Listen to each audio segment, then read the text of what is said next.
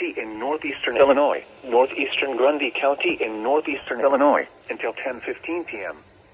At 9:26 p.m., a severe thunderstorm was located over Coal City, moving northeast at 60 miles per hour. Hazard, 60 miles per hour wind gusts. Source, radar indicated. Impact, expects damage to roofs, siding, and trees. Locations impacted include Joliet, Orland Park, Tinley Park, Lockport, New Lenox, Palmer Glen, Park Forest, Mokina, Frankfort, Channahon, Minooka, Braidwood, Wilmington, Coal City, Frankfort Square, University Park, Manhattan, Bengals Park, Diamond and Elwood. Including the following interstates. Interstate 55 between mile markers 235 and 249. Interstate 57 between mile markers 337 and 338. Interstate 80 between mile markers 128 and 149.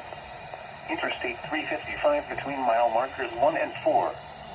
This includes University of St. Francis, Channahon State Park, Chicagoland Speedway, Route 66 Raceway, and Joliet Slammers Baseball. For your protection, move to an interior room on the lowest floor of a building.